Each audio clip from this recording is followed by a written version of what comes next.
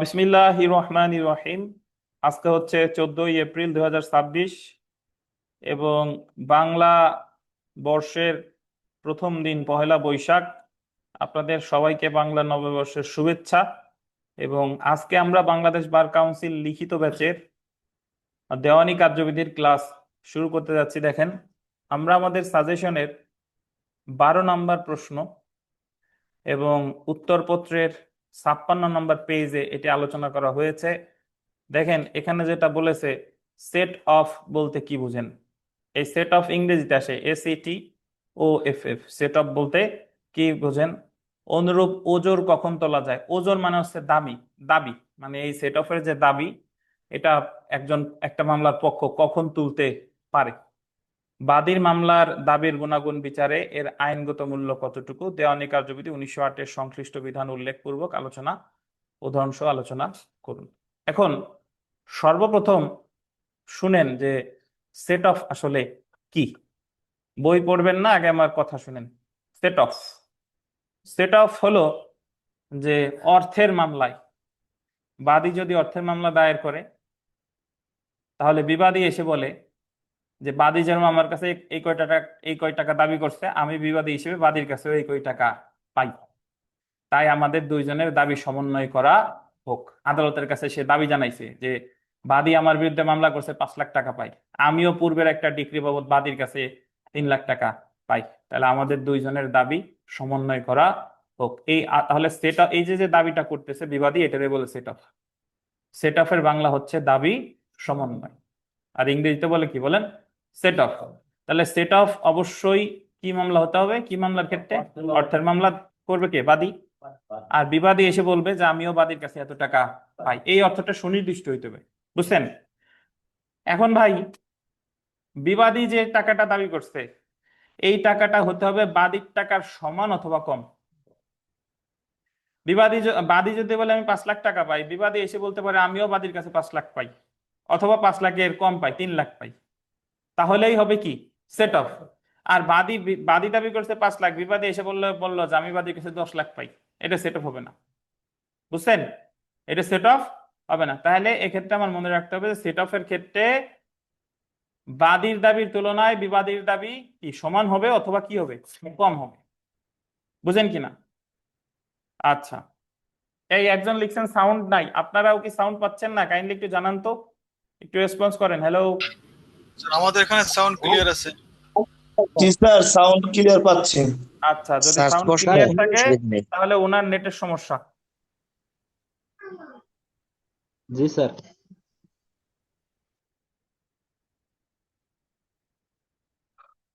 তাহলে এখানে দেখেন, সেট অফ এর ক্ষেত্রে বাদী মামলা করতেছে অর্থের মামলা, বিবাদী এসে বলতেছে যে আমিও বাদীর কাছে পাই, বাদী যা দাবি করছে সেই সমান পরিমাণ পাই অথবা বাদীর দাবির চেয়ে কি পাই? কম পাই। তাহলেই হবে কি? Set of.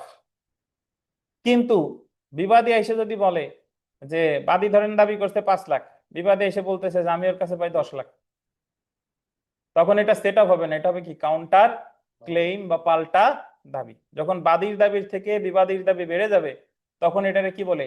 Counter claim. এখন কাউন্টার ক্লেম ঠিক আছে, আমরা পড়বো, বাট আপনাদের বোঝাই নিচ্ছি। ধরেন বাদী দাবি করছে 5 লাখ, বিবাদী এসে বললো আমি বাদীর কাছে পাই কত? 10 লাখ। তাহলে বাদীর পাঁচ 5 লাখ পর্যন্ত হলো সেট অফ। বিবাদী তো 10 লাখ পাই, তার মানে বাদী দাবি করছে কত? 5 লাখ। তাহলে ওই 10-এর 5 পর্যন্ত হবে কি? Set off. আর বাড়তি যে 5 লাখ, এই 5 লাখ কি? Counter claim. বুঝেন নাই বোধহয়? মানে বিবাদী যে দাবিটা করতেছে, বিবাদীর দাবি যদি বাদীর দাবির চেয়ে বেশি হয়, তাহলে এই ব্যাপারটারে কাউন্টার ক্লেম বলে। বাট যতটুকু দাবি বাদীর দাবির সমান, ততটুকু হবে কি? Set off. আর বাড়তিটুকুর নাম হবে কি? Counter claim. বুঝতে পেরেছেন? তাহলে আমরা বলতে পারি যে সেট অফ এর দাবি কে করে? না, বিবাদী করে। কি মামলায়? অর্থের মামলায়। আর বিবাদী যে দাবিটা করে সেই দাবিটা বাদীর দাবির সমান নাকি কম? সমান অথবা কম। আর যদি বাড়তি হয়, তখন সেটা হয়ে যাবে কি? Counter claim. বুঝতে পারছেন? এখন প্রশ্নে জানতে চেয়েছে যে সেট অফ এর দাবি কখন করা যায়।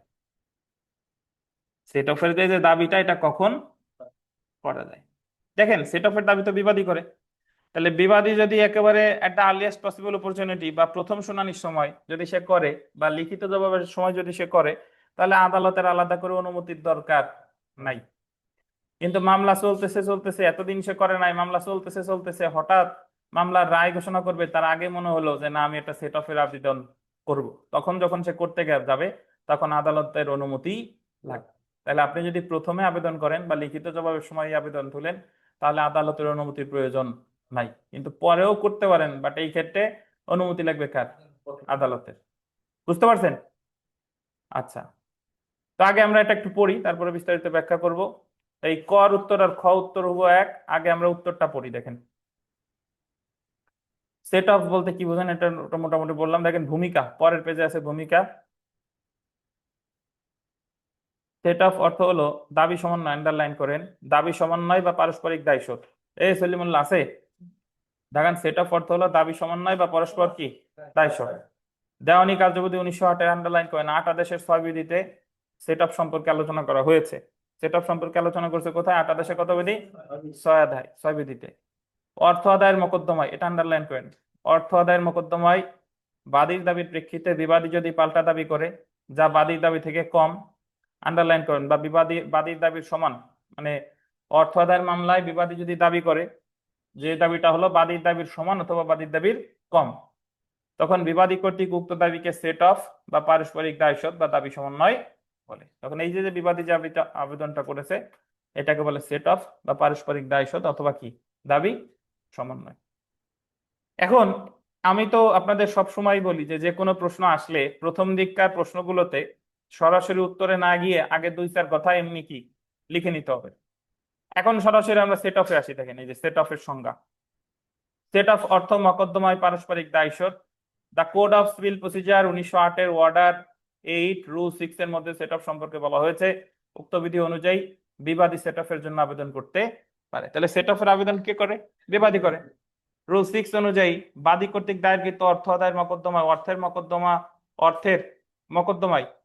আদায়ের মকদ্দমায় অর্থের সমন্বয় করার জন্য বিবাদী লিখিত আবেদন করতে পারে। একে কি বলে? সেট অফ বলে।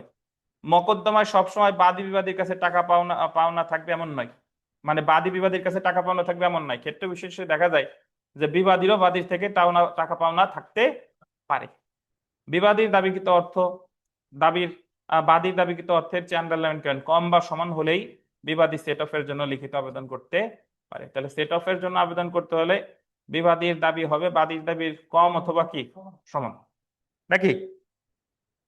উদাহরণ দেখেন, ক খয়ের নিকট 10,000 টাকা পাই। কত টাকা? 10,000। আবার কয়ের নিকট 8,000 টাকা পাই, মানে খ উপায় কয়ের কাছে কত? 8,000। ক্ষয়ের বিরুদ্ধে অর্থ আদায়ের মকদ্দমা করলে ক্ষয়ের আবেদন দ্বারা উক্ত অর্থ সমন্বয় করতে পারবে, কারণ এখানে বাদী পাচ্ছে 10,000, বিবাদী পাচ্ছে 8,000। তো সমান অথবা কম হলেই তো কি হয়? সেট অফ হয়। তাহলে এটা কি হবে? Set of.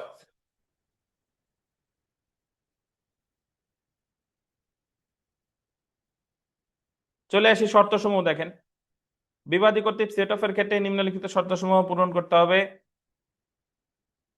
আপনি যে কোনো জিনিসের শর্ত বা উপাদান লেখা সবচেয়ে সহজ। মূল যে সংজ্ঞাটা লিখছেন সেটারে ভাগলে কি হয়ে যাবে? শর্ত বা উপাদান। আমি শর্ত বা উপাদান এইভাবে বলতে পারি যে সেট অফের ক্ষেত্রে অবশ্যই কি মামলা হতে হবে? অর্থ আদায়ের মামলা।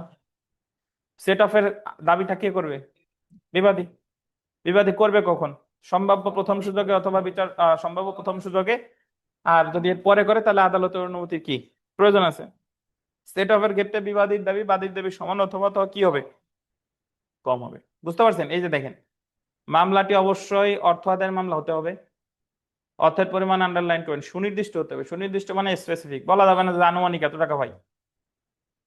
অর্থ আইনগতভাবে আদায়যোগ্য। আইনগতভাবে আদায়যোগ্য মানে হলো বাদী তো 10 লাখ টাকা পায়, এখন বিবাদী এসে বলতেছে যে ওর কাছে গাঁজা বিক্রি বাবদ আমি আর 5 লাখ পাই, আমরা গাঁজার ব্যবসা করতাম।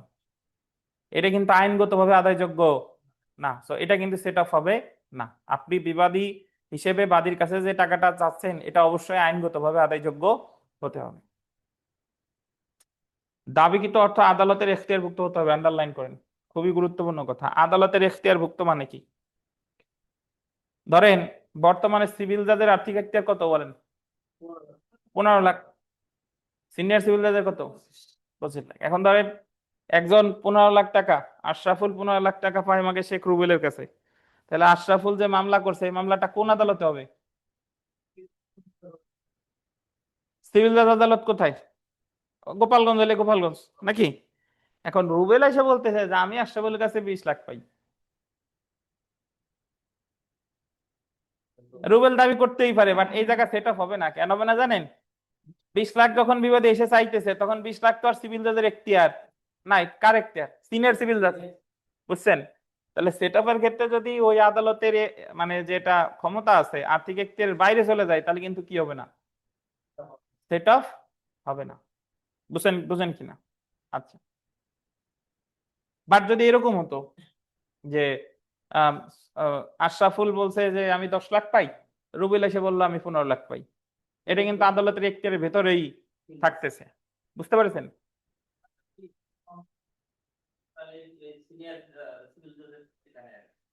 ওই মামলাটা সেট আপ হচ্ছে না, ওই মামলাটা তার সে আলাদা একটা মামলা করবে।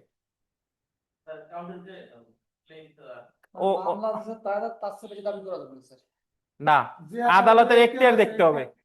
বিবাদী আপনি যেটা বলতেছেন যে বাদী তো 15 লাখ চাইলো, সহকারী সিভিল জাজের কাছে আছে, এখন বিবাদী চাচ্ছে 20 লাখ। এখন 20 লাখের দাবি তো ওই আদালতে সে চাইতে পারবে না, কারণ ওই আদালতের ক্ষমতা কতটুকু? 15 লাখ। এখন যদি বলেন তাহলে স্যার বিবাদীর প্রতিকার কি? বিবাদীর প্রতিকার সে আলাদা মামলা করবে, অর্থের মামলা। কোন জায়গায় যাইয়ে? সিভিল জাজ কোর্টে। কিন্তু এই জায়গা তো সে সেট অফের সুবিধা সে পাচ্ছেন। বুঝতে পারছেন? আর একটা বিষয় হলো এই যে বিবাদী দাবি করতেছে অর্থ, নর্মালি কোর্ট ফি দেয় বাদী, কিন্তু সেট অফের ক্ষেত্রে বিবাদীও কোর্ট ফি দেয়। বাদী যেরকম অ্যাড ভ্যালোরাম কোর্ট ফি দিবে, বিবাদী এসে সেট অফ দাবি করলে বিবাদীও কি দিবে?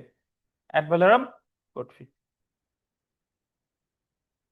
বিবাদী এমন দাবি মকদ্দমার আন্ডারলাইন করবেন প্রথম সম্ভাব্য সুযোগে বা লিখিত জবাবের মাধ্যমে উত্থাপন করতে হবে। সেট অফের এই যে দাবি প্রথম করবে, কখন করবে? প্রথম সম্ভাব্য সুযোগে বা লিখিত জবাবের মাধ্যমে উত্থাপন করতে হবে। বিবাদীর দাবি বাদীর দাবির সমান অথবা বাদীর দাবি থেকে কি হবে? কম হবে। বিবাদীর যে দাবি এটা বাদীর দাবির সমান হবে অথবা বাদীর দাবির কি হবে? কম হবে। আর বিবাদীর দাবি বাদীর দাবি কি করবে না? অতিক্রম করবে। তো এই হলো আপনার সেট অফের শর্ত। বুঝতে পারছেন? এখন আসি প্রশ্নের পরবর্তী অংশে। অনুরূপ ওজোর কখন তোলা যায়? ওজোর মানে হলো দাবি বা সেট অফের দাবি তোলার সময়সীমা। সেট অফের দাবি আপনি কখন তুলতে পারেন? সেট অফের দাবি কখন তোলা যায় এটা কিন্তু অলরেডি আমরা জানছি, প্রথম সুযোগে বা লিখিত জবাবের সময়। আর এই সময় যদি সে করে তাহলে আদালতের অনুমতির প্রয়োজন নাই, কিন্তু এর বাইরে গিয়ে যদি সে করে তাহলে অবশ্যই আদালতের অনুমতির প্রয়োজন আছে। এই যে দেখেন, 8 আদেশের 6 বিধি অনুসারে বিবাদী সেট অফের দাবি যথাসম্ভব দ্রুত করবে। অত্র বিধি অনুসারে আদালতের অনুমতি ব্যতীত বিবাদী মকদ্দমার, এই যে আন্ডারলাইন করেন, আদালতের অনুমতি ব্যতীত বিবাদী মকদ্দমার প্রথম সম্ভাব্য সুযোগে অথবা লিখিত জবাবের মাধ্যমে সেট অফের দাবি করতে পারে। এছাড়া অন্যান্য পর্যায়ে ও বিবাদীর অতিরিক্ত এছাড়া অন্যান্য পর্যায়ে অবিবাদী আন্ডারলাইন করবেন অতিরিক্ত লিখিত জবাব দাখিলের মাধ্যমে সেট অফের দাবি করতে পারে। তবে এক্ষেত্রে আদালতের অনুমতি নেওয়া বাধ্যতামূলক এবং অনুমতি দেওয়া আদালতের জন্য কি বিবেচনামূলক। তাহলে সেট অফের দাবি যদি আপনি প্রথম সম্ভাব্য সুযোগে করেন বা ওই লিখিত জবাব দাখিলের সময় করেন তাহলে আদালতের অনুমতি প্রয়োজন নাই। বাট ওই সময় যদি না করেন, পরে যদি করেন, তাহলে অবশ্যই আদালতের অনুমতি নিতে হবে। বুঝছেন এইটুক? আচ্ছা, এখন পরের প্রশ্নের পরের অংশটা দেখেন।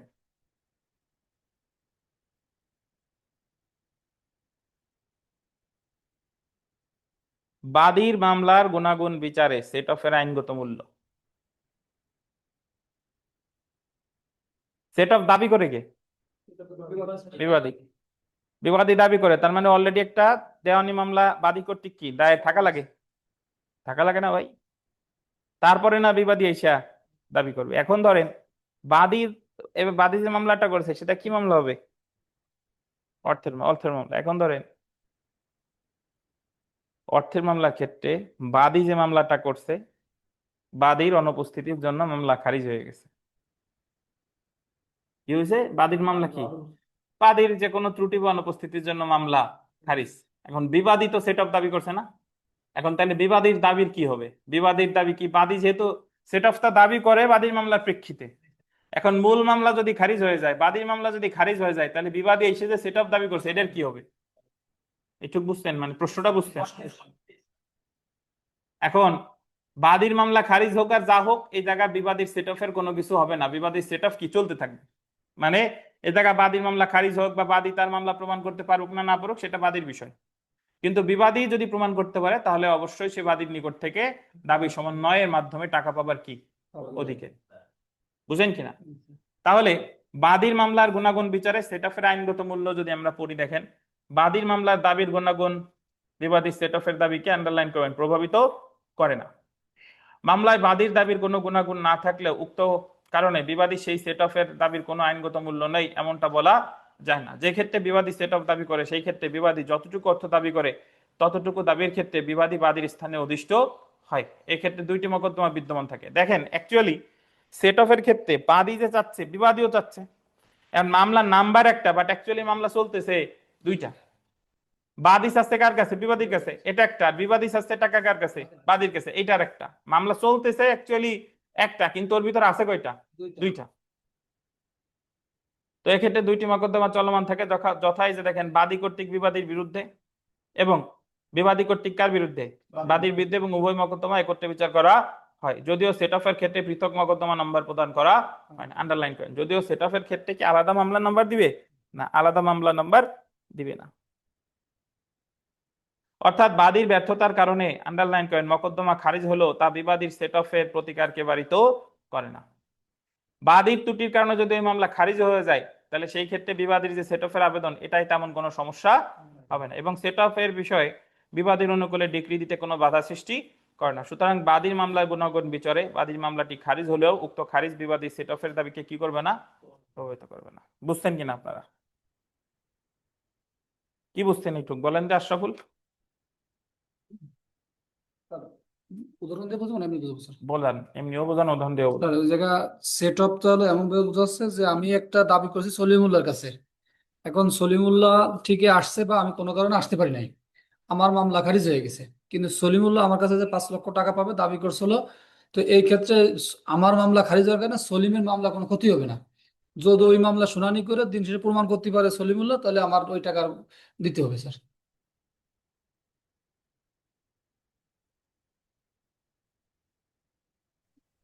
স্যার আমি বলবো একটু। হ্যাঁ বলেন আক্তার, বলেন।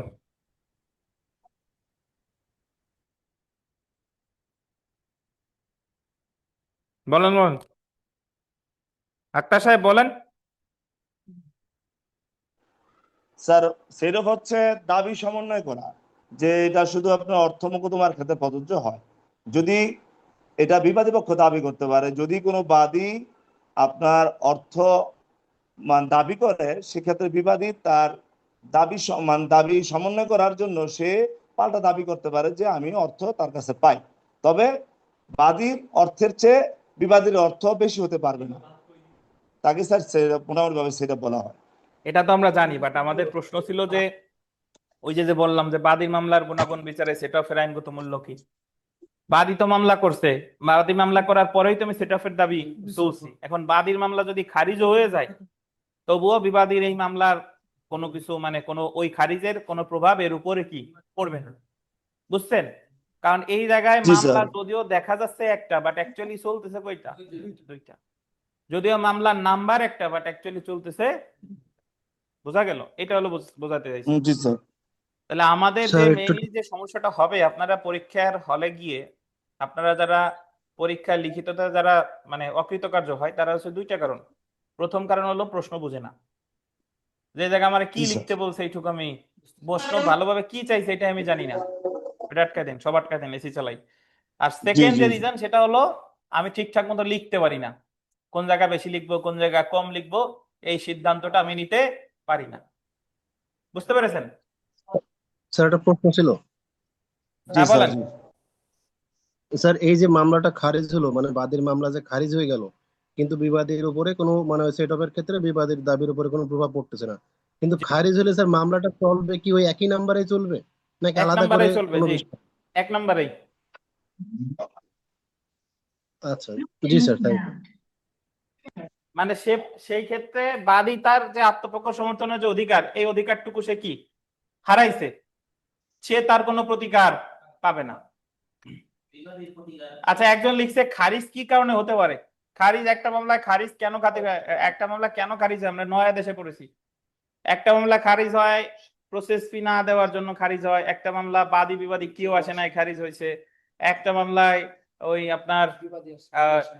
বিবাদী আসছে বাদী আসে নাই খারিজ হয়েছে, তারপরে 10 আদেশের 21 বিধিতে খারিজ হইতে পারে, প্রশ্নমালার উত্তর দিতে বলছে দেয় নাই, তারপরে মামলা খারিজ হইতে পারে 17 আদেশের সামনে পড়বো যে অ্যাডজনমেন্ট কস্ট দিতে বলছে, অ্যাডজনমেন্ট কস্ট দেন নাই।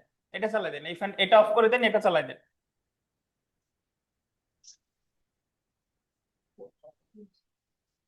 বুঝতে পারছেন?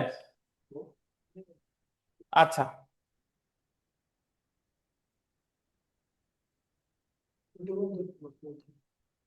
হ্যাঁ হয়েছে। আচ্ছা দেখেন, সেট অফের প্রকারভেদ। সেট অফের প্রকারভেদ দেখেন, আমরা দেওয়ানি কার্যবিধিতে আন্ডারলাইন করবেন, 2 ধরনের সেট অফের স্বীকৃতি দেওয়া হয়েছে। কয় ধরনের? 2 ধরনের। এই 2 ধরনের সেট অফ কি কি দেখেন, একটা হলো আইনানিক পারস্পরিক দাবি সমান দায় শোধ, একটা হলো লিগ্যাল সেট অফ 8 আদেশের কত বিধি? 6 বিধি। আর ন্যায়সঙ্গত দাবি সমন্বয় বা ইকুইটেবল সেট অফ, এটা আছে 20 আদেশের 19-এর 3। 20 আদেশের 19-এর 3। তো এতক্ষণ আমরা যে আলোচনা করছি, হ্যাঁ বলেন, হ্যালো, কিছু বলবেন কেউ?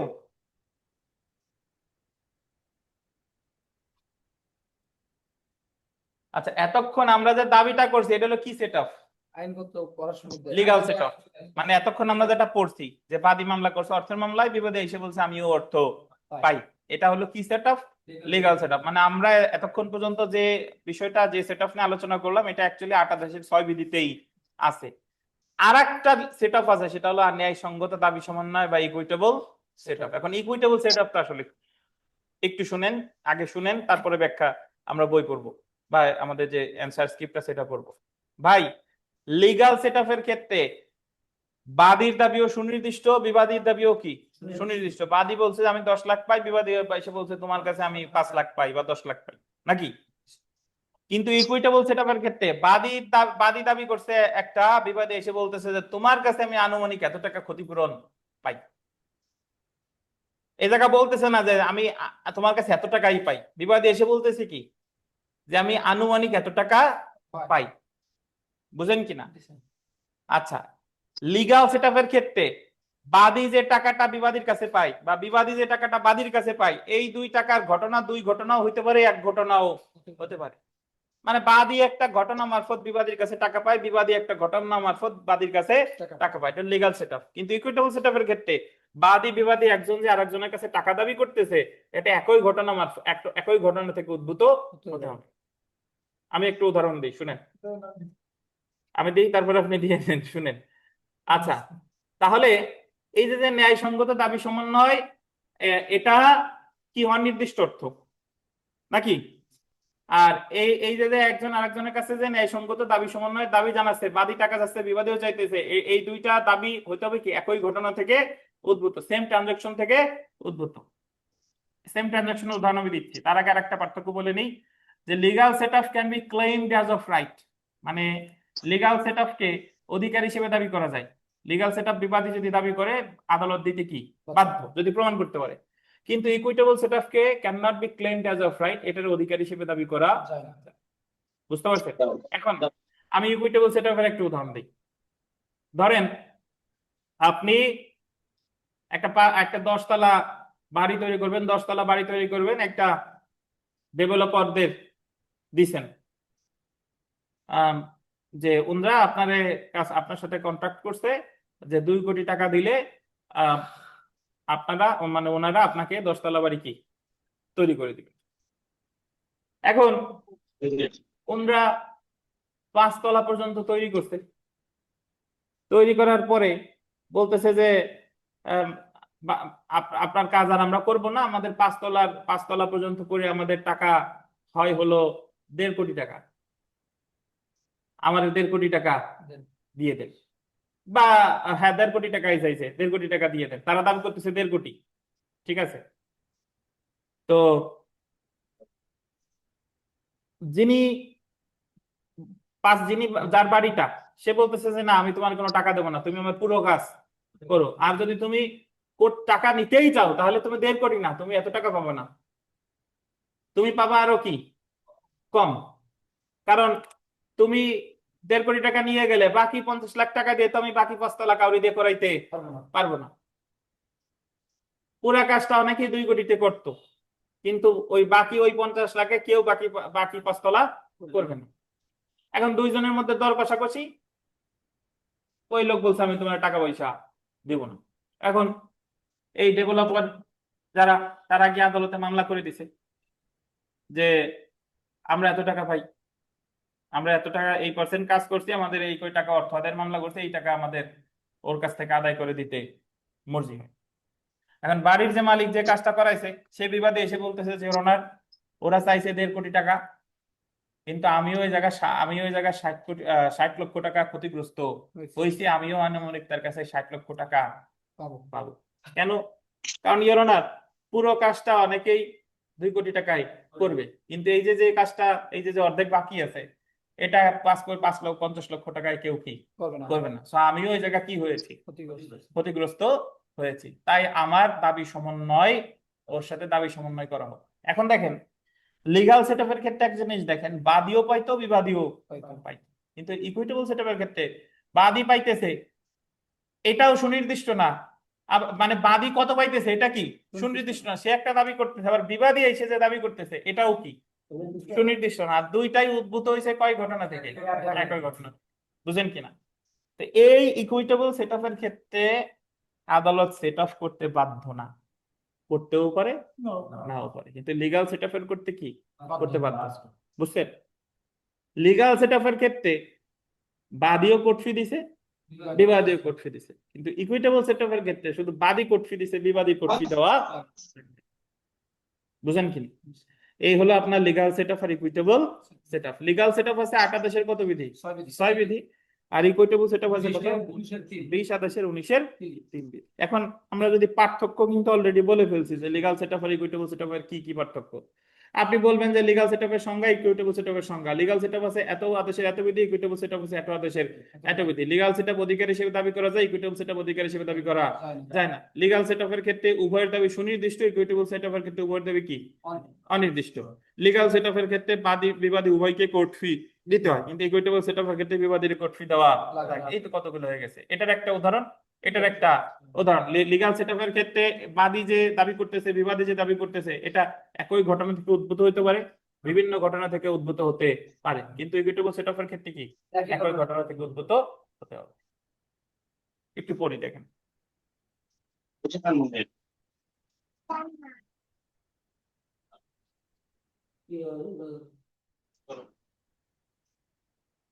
তাহলে দেখেন আইনানুগ পারস্পরিক দায়শোধ এবং ন্যায়সঙ্গত দাবি সমন্বয়ের মধ্যে পার্থক্য। সংজ্ঞা: বাদী যদি বিবাদীর বিরুদ্ধে অর্থ আদায়ের মামলা করে, তবে বাদীর দাবিকৃত অর্থের সাথে বিবাদীর দাবিকৃত অর্থের সমন্বয় করার জন্য বিবাদী যে লিখিত আবেদন করে তাকে আইনানুগ পারস্পরিক দায়শোধ বা লিগ্যাল সেট অফ বলে, নাকি? পক্ষান্তরে যে সকল ক্ষেত্রে বাদীর দাবির পরিপ্রেক্ষিতে বিবাদী, আন্ডারলাইন করবেন, অনির্দিষ্ট অর্থের পরিমাণ দাবি করে, অনির্দিষ্ট পরিমাণ অর্থের দাবি করে যে লিখিত আবেদন করে তাকে ন্যায়সঙ্গত দাবি সমন্বয় বা কি বলে, ইকুইটেবল সেট অফ বলে। আদেশ দেখেন, লিগ্যাল সেট অফ সম্পর্কে 8 আদেশের 6 বিধিতে আলোচনা করা হয়েছে। পক্ষান্তরে ইকুইটেবল সেট অফ সম্পর্কে 20 আদেশের কত 19-এর 3 বিধিতে আলোচনা করা হয়েছে। এটা একটা উদাহরণ দেখেন, ক ক্ষয়ের বিপক্ষে 1 লক্ষ টাকা আদায়ের জন্য অর্থের মামলা দায়ের করে উক্ত মোকদ্দমায় বিবাদী খ বাদী কয়ের বিরুদ্ধে পূর্বে প্রাপ্ত, আন্ডারলাইন করেন, পূর্বে প্রাপ্ত একটা ডিগ্রির মাধ্যমে 80,000 টাকা কি করে দাবি করে। খ কর্তৃক এমন দাবিকে সেট অফ বা পারস্পরিক দাবি সমন্বয় বলে, এবং দুটি দাবির আর্থিক পরিমাণ সুনির্দিষ্ট হয় তা পারস্পরিক কি বলেন, দায়শোধযোগ্য। পক্ষান্তরে চুক্তি অনুযায়ী 5 লক্ষ টাকা আদায় করার জন্য ক ক্ষয়ের বিরুদ্ধে মামলা করে, ক কর্তৃক চুক্তি ভঙ্গের কারণে খ যে ক্ষতির সম্মুখীন হয়েছে সেটার জন্য খ উক্ত মোকদ্দমায় ন্যায়সঙ্গত পারস্পরিক দায়শোধের দাবি করতে পারে। আপনি যদি এই উদাহরণ না লিখতে চান, আপনি আপনার ভাষায়ও লিখতে পারবেন। তারপরে ক্ষতির প্রকৃতি দেখ, অর্থের প্রকৃতি। লিগ্যাল সেটআপের ক্ষেত্রে বাদীর বিরুদ্ধে সুনির্দিষ্ট পরিমাণ অর্থের দাবি করে নাকি? পক্ষান্তরে ইকুইটেবল সেটআপের ক্ষেত্রে বাদীর বিরুদ্ধে ক্ষতিপূরণের জন্য অনির্দিষ্ট পরিমাণ অর্থের দাবি করে। অধিকার দেখেন, লিগ্যাল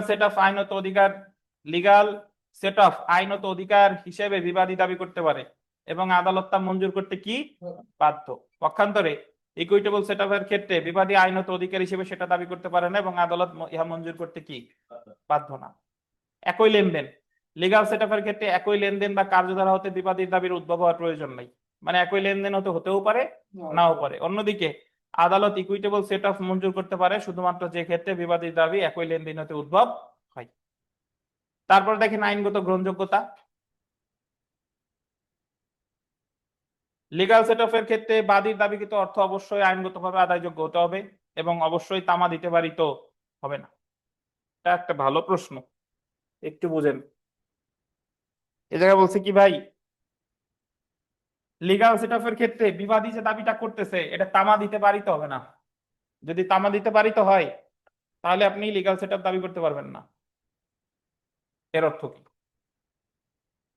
বাদী তো 5 লাখ টাকা চাইছে, বিবাদী আইসা বাদীর কাছে কত 3 লাখ টাকা সেটঅফের আবেদন জানাইছে। এখন বাদী বলতেছি ইওর অনার, ও যে 3 লাখ টাকা আমার কাছে দাবি করতেছে, এই 3 লাখ টাকার যে দাবি এটার তামাদি হয়ে গেছে, আরো 4 বছর আগের কাহিনী, আর ও দাবি করতেছে এখন, কিন্তু অর্থ আদায়ের মামলা করতে হয় 3 বছরের মধ্যে। সব বিবাদী এই জায়গা কি হবে না, দাবি করতে পারবে না। বুঝছেন? এই কারণে বলছে যে তামা দিতে পারিতে হবে না। তামা দিতে পারিতে হবে না মানে যদি তামা দিতে পারিতে হয় তাহলে আপনি এই দাবি করতে পারবেন না। বুঝলেন কিনা? পক্ষান্তরে ইকুইটেবল সেটআপের ক্ষেত্রে বিবাদীর দাবিকৃত অর্থ তামা দিতে পারিত হওয়ার পরেও আদালত উক্ত দাবি সমন্বয়ের অনুমোদন করতে পারে। এখন ইকুইটেবল সেটআপের ক্ষেত্রে যেহেতু দুইটা ঘটনা একই, মানে দুইটা দাবি একই ঘটনা থেকে উদ্ভূত হয়েছে, এই জায়গায় তামাদির কোনো ব্যাপার স্যাপার নাই, কারণ বাদী যে টাকা চাইছে বিবাদী তো সেই ঘটনা মারফতই চাইছে। বুঝেন নাই বোধহয়? বুঝছেন? আপনারা তো অল্প হতে বুঝে যাচ্ছেন। আচ্ছা, কোর্ট ফি দেখেন, লিগ্যাল সেটআপের ক্ষেত্রে কোর্ট ফি কি করতে হয়? পরিশোধ করতে হয়। পক্ষান্তরে ইকুইটেবল সেটআপের ক্ষেত্রে কোর্ট ফি পরিশোধ করতে হয় না। এই সামনে এসে বসেন, ওই জায়গায় বসছেন, এই জায়গায় এসে বসেন, ফাঁকা আছে আপনারে। ইকুইটেবল সেটআপের ক্ষেত্রে কি কোর্ট ফি পরিশোধ করতে হয় না। বুঝছেন? তো তাহলে দেখি হোসেন মোল্লা ভাই, লিগ্যাল সেটআপ আর ইকুইটেবল সেটআপ কি বলতে পারবেন আপনার ভাষায়? কোনো টেনশন নেবেন না, আপনি কি বুঝতেন? এই মাইক্রোফোন দেন ওনারে, ভুল হোক কোনো ব্যাপার না, আগে বলার অভ্যাস হোক। মনে করেন ঝগড়া করতেছেন, বলেন। আরে কি বলতেন অন্যান্য কিছু তো পারবেন, বলেন। আমরা এই জায়গায় সবাই পরিচিত লোক, এই জায়গায় লজ্জার কিছু নাই, বলেন।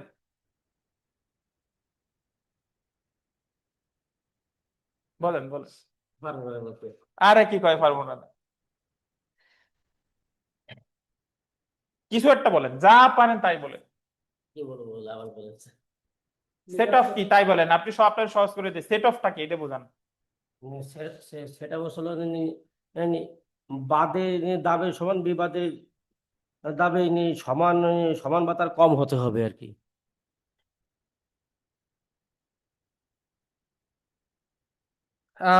বাদীর কি মামলা করছে সেটা বলেন। সেটা বলছিল অর্থের মামলা। বাদী করছে অর্থের মামলা নাকি? জি। আর বিবাদী এসে কি বলছে? বিবাদী এসে দাবি করতেছে যে বাদী 10 লাখ টাকার মামলা করছে, আমিও বাদীর কাছে 8 লাখ টাকা পাই। এটা কি করা হোক? দাবি সমন্বয় করা হোক। সমন্বয়, এটাই তো সেট অফ নাকি? জি। আচ্ছা, তো এই এই যে লিগ্যাল সেটআপটা, এই জায়গা বাদীর দাবি থেকে বিবাদীর দাবি সমান হবে অথবা কি হবে? কম হবে। কম হবে। এখন ইকুইটেবল সেটআপটা কি সেটা বলেন। সরি, ইকুইটেবল সেটা হচ্ছিল এই ইকুয়াল সেটআপটা হচ্ছে একই মামলা থেকে মামলার উদ্ভূত হবে আর কি। বাদী বিবাদের মামলা একই মামলা থেকে একই ঘটনা থেকে উদ্ভূত হবে। দেই সলিমুল্লাহ দেন, সলিমুল্লাহ বলুক, বলেন ইকুইটেবল সেটআপটা বলেন। সলিমুল্লাহ একটা উদাহরণ দিয়ে বোঝান। এই শোনা যাবে না কথা, স্যার বলেন। ইকুইটেবল সেটআপটা হচ্ছে যে কোনো একটা বিষয় নিয়ে মানে পাল্টা দাবি যেটা বলে, কিরকম? মানে সেটা হচ্ছে অনির্দিষ্ট, এটা নির্দিষ্ট না। ইকুইটেবল সেটআপটা যেমন উদাহরণ দিয়ে বোঝাই যে একটা দুইজনের ভিতরে আমার আর এটার ভিতরে একটা রাস্তার দিয়ে কন্টাক্ট হলো।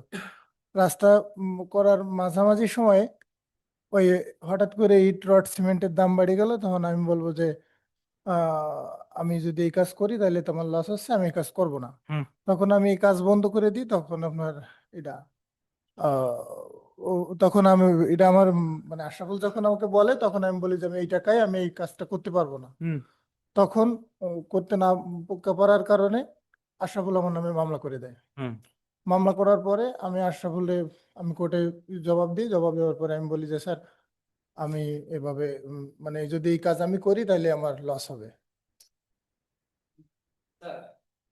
দেন আমাদের রহিম সাহেবরে দেন, রহিম সাহেবরে দেন, রহিম সাহেব নেন, রহিম নেন, নেন, বলেন, সবাই অংশগ্রহণ করেন। আমার সামর্থ্য নাই, সামর্থ্য থাকলে আপনাদের সবার সামনে এটা একটা মাইক্রোফোন দিতাম। ওই সংসদ ভবনে দেখেন না, আর আছে ঢাকার সিনেট ভবনে, গেছেন কেউ? ঢাকার সিনেট ভবনে দেখবেন যে ওই সংসদ ভবনের স্টাইলে গেছি কয়েকবার সেমিনারে, সবার সামনে এরকম একটা মাইক্রোফোন দেওয়া আর কি। তো যাই হোক, বলেন। স্যার ইকুইটেবল সেটআপ হুম এটা হচ্ছে ন্যায়সঙ্গত দাবি। হুম কি এটা, কি একটা উদাহরণ দিয়ে বোঝান। উদাহরণ যেমন স্যার, একটা বাড়ি দেই বলে আপনি তো হ্যাঁ বলেন, আপনি বলেন, বলেন, একজন। যে কোনো কিছু তো বলেন, বলেন, বললা বললা আছে কেন, বলেন। ধরুন আমার একটা বাড়ি 2 তলা বা 3 তলা করব, হ্যাঁ আমি কন্ট্রাক্টর দিয়ে দিলাম। জি সে এমত অবস্থায় 1 তলা করার পরে সে আর করবে না, মানে তার পোষাচ্ছে না। জি এখন না পোষালেই সে আমার কাছ থেকে 1 কোটি টাকা দাবি করতেছে বা 5 লাখ টাকা দাবি করতেছে। মানে আমার তো কাজ সম্পূর্ণ হয়নি, আমি তো টাকা তারা দেবো না। হুম সে ওই 5 লাখ টাকা আদায়ের জন্য আমার নামে মামলা করছে। জি আমার নামে মামলা করলে আমি তো তখন বিবাদী। হুম আমি তখন কোর্টে যে পাল্টা দাবি করলাম যে স্যার হুম। হুজুর, যে সে আমার নামে 5 লাখ টাকা দাবি করছে, ঠিক আছে, কিন্তু আমারও তো আরো 2 তলা বাকি রয়েছে বিল্ডিং করতে। এই জায়গা তো অর্ধেকেরও বেশি কাজ বাকি। এখন এই কাজটা আমি যদি অন্য কন্ট্রাক্টর দিয়ে করাই, তাহলে সে তো আমার কাছ থেকে মানে আমার আরো লস হবে, আরো অনেক টাকা। আমার তো আরো টাকা লাগবে। হ্যাঁ, তো ও যে উনি কাজ করছে আমি অস্বীকার করি না, উনি এই কাজ করছে, কিন্তু উনি যে দাবি করতেছে এত টাকা ওনারে দিলে আমার কি হয়ে আমার যাবে, অনেক ক্ষতি লস হয়ে যাবে। তো আমি ওই জায়গা কি হইছি, আমি অনেক ক্ষতিগ্রস্ত ক্ষতিগ্রস্ত হয়েছি। হয়েছি, এত টাকার ক্ষতিগ্রস্ত হয়েছি। তাই উনার দাবির সাথে আমার দাবি কি করা হোক, সমন্বয় করা হোক। এটাই হলো ইকুইটেবল সেটা সেটআপ। এখন ইকুইটেবল সেটআপের ক্ষেত্রে ওই যে বললাম দুইজনের দাবি অনির্দিষ্ট, জি স্যার। মানে বিশেষ করে বিবাদী যে দাবিটা করে এটা কি অনির্দিষ্ট। অনির্দিষ্ট। আর ইকুইটেবল সেটআপের ক্ষেত্রে এটার অধিকার হিসেবে দাবি করা যায় না। এই হলো আপনার লিগ্যাল সেটআপ আর ইকুইটেবল সেটআপের মধ্যে পার্থক্য। এখন আমরা এই যে পড়লাম, কে বুঝেন নাই অনলাইনে, কে বুঝেন নাই ভাই, অনলাইনে এই মুহূর্তে আমি সহ 18 জন আছেন, মানে আমি সারা আছে 17 জন। আপনাদের কার কি প্রশ্ন আছে করেন, লজ্জা শরম বিসর্জন দিয়ে প্রশ্ন করেন।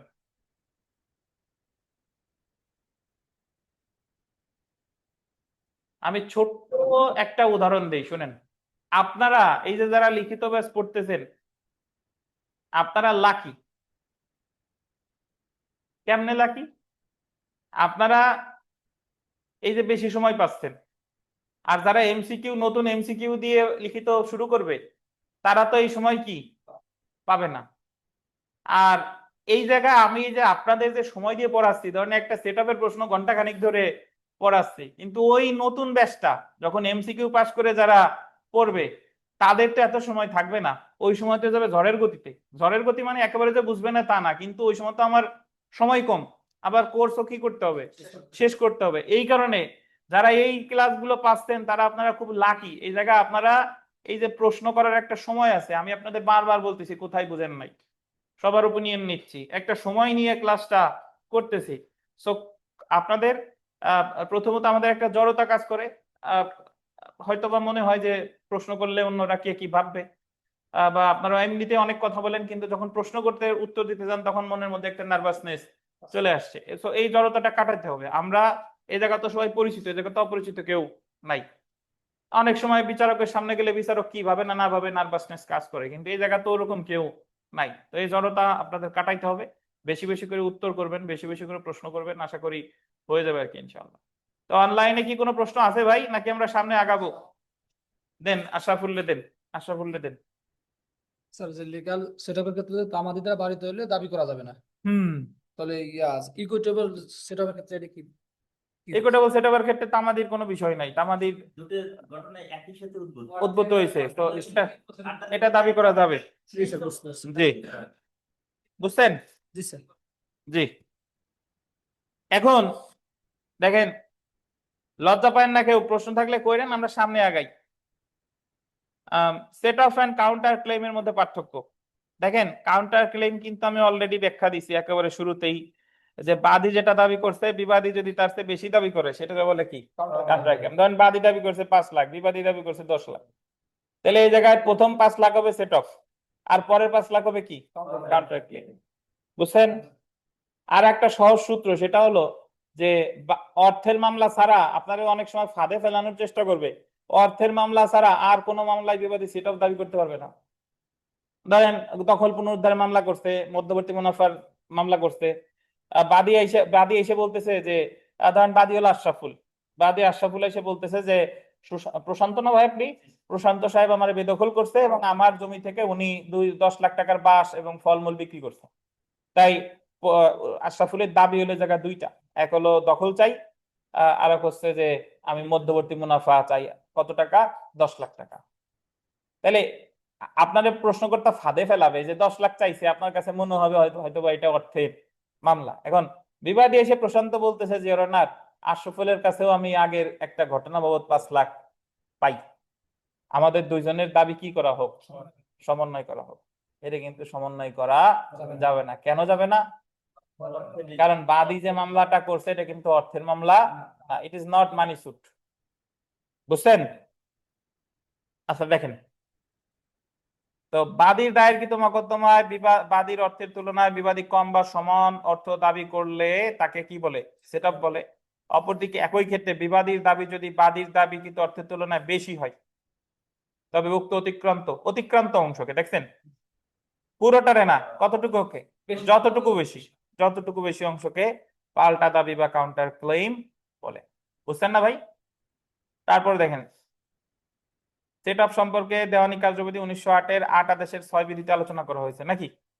পক্ষান্তরে কাউন্টার ক্লেম বা পাল্টা দাবি সম্পর্কে দেওয়ানি কার্যবিধি 1908 এর কোনো সুনির্দিষ্ট বিধানে আলোচনা করা হয়নি। ধারণাটা আছে, কিন্তু কোথাও সুনির্দিষ্টভাবে ধারা বা আদেশে নেই। সেট অফ এর দাবি করতে হয় লিখিত জবাবের মাধ্যমে, পক্ষান্তরে কাউন্টার ক্লেমের দাবি করতে হয় আরজি দাখিলের মাধ্যমে। এখন কাউন্টার ক্লেম বলতেছে আরজি দাখিলের মাধ্যমে, আলাদা আরজি দেওয়া লাগে। বাদীর দায়েরকৃত মকদ্দমাতেই বিবাদী সেট অফ এর আবেদন করতে পারে, অপরদিকে পাল্টা দাবি বা কাউন্টার ক্লেম আলাদা মকদ্দমার মাধ্যমে কার্যকর করতে হয়। দাবি সমন্বয়কে ইংরেজিতে বলে দেখেন সেট অফ, আর পাল্টা দাবিকে ইংরেজিতে বলে কি? Counter claim. এখন যাদের মনে আবার প্রশ্ন উঠছে, স্যার আলাদা আরজির মাধ্যমে দাবি করে এবার কি, যাদের জানার ইচ্ছে হয়েছে না যে আলাদা আরজির মাধ্যমে দাবি করে কি, এটা তো আমাদের জানার প্রয়োজন নাই। আলাদা আরজির মাধ্যমে দাবি করতে হয় যারা প্র্যাকটিসে যাবেন। এই যে দেখেন আমার পিছনে দুইখান বই নিয়ে বসে আছি, law of civil proceeding, Mahmudul Islam and Prabir Niyogi স্যারের 2 খণ্ড বই। এই যে আমার তো কেনা 2011 সালে, তখনই 2 খণ্ড 2000 টাকার মতো নিয়েছিল, এখন হয়তো বা দাম আরো বেশি, এবং 2 খণ্ডতে 2000 পেজের উপরে আছে। যারা সিভিল মামলায় হাফেজ হতে চান তারা ওই বই দেখতে হবে। আমি জাস্ট ক খ গ ঘ আপনাদের পড়াচ্ছি, কিন্তু এই নিয়ে প্র্যাকটিসে যে কত কত রুলিং আছে, কত কত প্রিসিডেন্ট আছে, বা কোথায় কি হবে বিস্তারিত, আপনার প্র্যাকটিসের ক্ষেত্রে ওই সকল বই ফলো করতে হবে। দেখেন, তারপরে দেখেন 6 নম্বরে বলছে যে ক খ এর বিরুদ্ধে 10 লক্ষ টাকা আদায়ের জন্য অর্থ আদায়ের মামলা দায়ের করে খ লিখিত জবাবে দাবি করে যে সেও ক এর নিকট পূর্বে ডিগ্রি বাবদ কত লাখ টাকা পায়? 12 লাখ টাকা। এই ক্ষেত্রে 10 লাখ টাকা হবে দাবি সমন্বয়, আর অবশিষ্ট 2 লাখ টাকা কি? পাল্টা দাবি বা counter claim. So counter claim নিয়ে আপনার মনে প্রশ্ন 2-1টা থাকলেও থাকতে পারে, এটা নিয়ে সুনির্দিষ্টভাবে বলি নাই, আপাতত এতটুকু মনে রাখবেন, কাউন্টার ক্লেম হলো বাদী যা দাবি করছে বিবাদীর দাবি তার চেয়ে বেশি। সহজ কথা, এইটুকুই শেষ।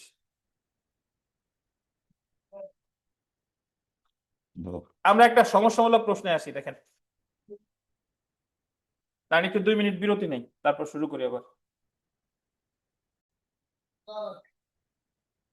আচ্ছা, সমস্যা এখানে একটা সেট অফ রিলেটেড একটা সমস্যামূলক প্রশ্ন আছে বিবিআই। দেখেন আপনাদের মানে আপনাদের আসে নাই, জুডিশিয়াল সার্ভিস পরীক্ষা এসেছিল। এক্স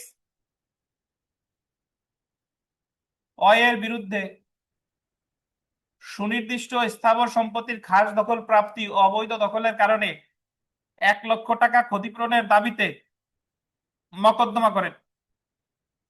এক্স মামলা করছে কার বিরুদ্ধে?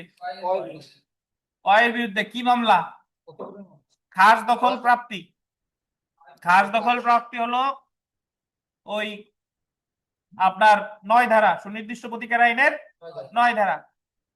আর অবৈধ দখলের কারণে 1,00,000 টাকা আমার এই যে তুমি অবৈধ দখল নিছো, এটা আমি ক্ষতিগ্রস্ত হয়েছি, ক্ষতিপূরণ চাইছি কত টাকা? 1,00,000 টাকা। ওই লিখিত জবাব দাখিল করে ওই সম্পত্তির দখল অর্পণ করতে সম্মতি জানালেও ওই বলছে যে আমি দখল দিয়ে দিব। এক্স এর নিকট তার পাওনা 50,000 টাকা ধরুন সেট অফের প্রার্থনা করেন। ওই বলছে যে আমি কয় টাকা পাবো? 50,000 টাকা পাবো। ওই এর দাবির আইন গ্রাহ্যতা বিষয়ে আপনার মতামত? আপনারে ওই আপনার কনসেপ্ট যা ক্লিয়ার না? সবাই তো শুনছে অর্থের মামলা, অর্থের মামলা। এখন আপনার মাথার ভিতরে শয়তানে ওই করবে যে এটা অর্থের মামলাই তো, ওই যে দখল প্রাপ্তি আর ওই যে ক্ষতিপূরণ কত? 1,00,000 টাকা। ও এসে চাইছে কত? 50,000। এই জায়গায় অ্যাকচুয়ালি সেট অফ দাবি করা যাবে না। কেন যাবে না জানেন? কারণ এটা অর্থের মামলা না। বুঝছেন? এখন কিছু কিছু বইতে আইন পাঠে দেখবেন যে সেট অফ দাবি করা যাবে, 2-1 বইতে আছে দাবি করা যাবে না, বাট অ্যাকচুয়ালি দাবি করা যাবে না, কারণ এটা অর্থের মামলা। আর উচ্চ আদালতের নজিরে আছেই যে অর্থের মামলা না হইলে অন্য কোনো মামলায় সেট অফ দাবি করা। বুঝছেন? এখন সমস্যামূলক প্রশ্ন যারা নতুন আছেন, যেহেতু আমাদের ক্লাস আজকে নতুন আছেন, সমস্যামূলক প্রশ্ন আমরা 2 ধাপে সলভ, মানে 4টা ধাপে সলভ করবি। 4টা ধাপ। এই 4টা ধাপের প্রথমে থাকে ঘটনার বর্ণনা। প্রশ্নে যেটা জানতে চেয়েছে, যারা এই মুহূর্তে দেখতেছেন, দেখেন প্রশ্নে জানতে চেয়েছে অয়ের দাবির আইন গ্রাহ্যতা বিষয়ে আপনার মতামত কি। আমি হাইলাইট করছি এই লাইনটা বাদে একেবারে শুরু থেকে শেষ পর্যন্ত এটা হবে কি? ঘটনার বর্ণনা। আমি হুবহু লিখবো, প্রশ্ন দেখে এই অংশটা হুবহু লিখবো। এই যে দেখেন ঘটনা বর্ণনাতে লিখছি, প্রার্থনা করে। তারপরে লিখবো বিচার্য বিষয়। এই যে মূল প্রশ্নের যে অংশটা আমি হাইলাইট করছি, এটা হবে কি? বিচার্য বিষয়। বিচার্য বিষয়। বিচার্য বিষয় এই জায়গা জানতে চাইছে যে ওয়াইয়ের দাবির আইন গ্রাহ্যতা বিষয়ে আপনার মতামত কি। এই জায়গায় আমি লিখবো যে ওয়াইয়ের দাবির আইন গ্রাহ্যতা বিষয়ে আমার মতামত আলোচনা করতে হবে, বা আমার মতামত কি সেটা বর্ণনা করতে হবে। বুঝতে পারছেন? তাহলে ঘটনার বর্ণনা এবং বিচার্য বিষয় এই অংশটুকু লিখতে কি আমার আলাদা করে কিছু জানার দরকার আছে? না। এখন অনেকে আপনারা করেন কি যে স্যার ঘটনার বর্ণনা তো অনেক বড়, স্যার এই ঘটনার বর্ণনা কি পুরোটা লেখা লাগবে? অনেকের আপনার এই চিন্তা মাথায় আসে। আমি বলি লাগবে। কেন লাগবে? আপনি যখন ঘটনার বর্ণনাটা লিখতেছেন তখন ওই ঘটনার বর্ণনাটা আপনার পড়া অলরেডি হয়ে যাচ্ছে। আপনি যদি নাও লিখেন ওই ঘটনার বর্ণনা তো পড়ে আপনার আলোচনা করতে হবে না ভাই। ওই জায়গায় তো আমার ওই জায়গায় একটু সময় নিয়ে তো আমার পড়ে বিস্তারিত ভাবতে হবে যে এটা কোন জায়গায় কি হয়েছে। আর ওই অংশটুকু যদি আপনি দেখে দেখে লেখেন তাহলে কি হয়ে যাবে? পড়া হয়ে গেল, বুঝাও কি হয়ে গেল। তো এখন আইনগত পর্যালোচনা যদি আমরা দেখি, যে আমার যা আলোচনার আছে সেটা আমি আলোচনা করব কোথায়? আইনগত পর্যালোচনা। উদ্ধৃতাংশে ওয়াইয়ের দাবি আইনগত গ্রহণযোগ্য নয়, মানে বিবাদী যে সেট অফ দাবি করছে এটা কি গ্রহণযোগ্য নয়, কারণ দা কোড অফ সিভিল প্রসিজার 1908 এর আদেশ 8 বিধি 6 এর অধীন সেট অফ প্রার্থনা করলে কিছু শর্ত কি করতে হয়? পূরণ করতে হয়। তার মধ্যে অন্যতম শর্ত হলো মকদ্দমাটি অবশ্যই আন্ডারলাইন করেন অর্থ কি হবে বলেন? পুনরুদ্ধার সংক্রান্ত হইতে হবে, মানে অর্থ রিলেটেড। কিন্তু উদ্ধৃতাংশে এক্স এবং ওয়াই এর মকদ্দমাটি মূলত সুনির্দিষ্ট স্থাবর সম্পত্তির খাস দখল প্রাপ্তি এবং অবৈধ দখলের কারণে ক্ষতিপূরণের মকদ্দমা। এই মকদ্দমাটি অর্থ পুনরুদ্ধার সংক্রান্ত না হয় ওয়াই এর সেট অফ এর দাবিটি কি হবে?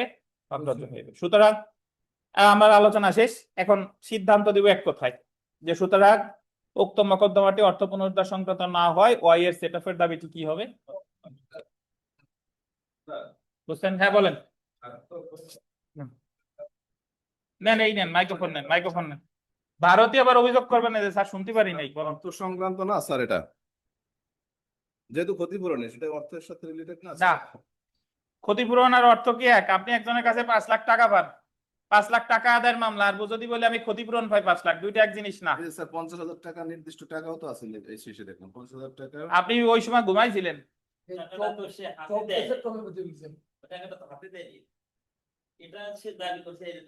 ধন্যবাদ। প্রশান্ত সাহেব বলছে এই যে যে সে দাবি করছে 1 লাখ টাকা, বাদী এই টাকা কি তার হাতে দিয়েছে? মানে বাদী কি ওই টাকা তার বাদীর কাছ থেকে কি বিবাদী নিছিল? নেই নাই। সো এটা তো অর্থের মামলা না। বাদী যে মামলাটা করছে এটা কি মামলা না? অর্থের মামলা না। তো এই ক্ষেত্রে বিবাদী এসে যে বিবাদী যে 50,000 চাইছে এটাই মামলায় সেট অফ করা যাবে না। এটা এই এই জিনিস কিন্তু আরো অনেক আগে বুঝাইছি, আপনি এসে এই যে ইয়ে করছেন। এই সেট অফ নিয়ে কোনো প্রশ্ন থাকলে বলেন, অনলাইনের ভাই বোনেরা বলেন, কথা বলেন না, আপনারা প্রশ্ন করেন, প্রশ্ন করে কাট করে ফেলাবেন। আপনারা তো কোনো প্রশ্ন টশ্ন করেন না, আপনাকে পড়ায় এত মজা, বলেন।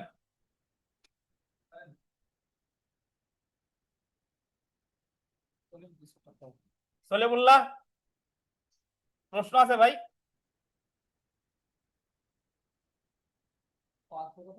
প্রশ্ন যদি না থাকে এই ঝটপট আমার অনলাইন অফলাইনে যারা আছেন এই যে যা পড়াইলাম, সেট অফ আর কাউন্টার ক্লেম, এর ভিতরে 3টা পার্থক্য লিখে দেখান। সেট অফ আর কাউন্টার ক্লেমের মধ্যে 3টা পার্থক্য, বেশি না, দ্রুত লিখে দেখান। আর আজকের ক্লাস এই পর্যন্তই। ক্লাস লেকচার পেয়ে যাবেন আগামী ক্লাস বৃহস্পতিবার 3:30-এ। আর এই মুহূর্তে যারা ক্লাসে আছেন সবাই এক পেজের মধ্যে সেট অফ আর কাউন্টার ক্লেমের 3টা পার্থক্য লিখে দেখাবেন, যা মনে আসে হাবিজাবি তাই লিখবেন, কিন্তু দেখবেন না, এবং আমাদের মেসেঞ্জার গ্রুপে ছবি দিবেন। তো ভালো থাকেন, আজকে এই পর্যন্তই। আল্লাহ হাফেজ।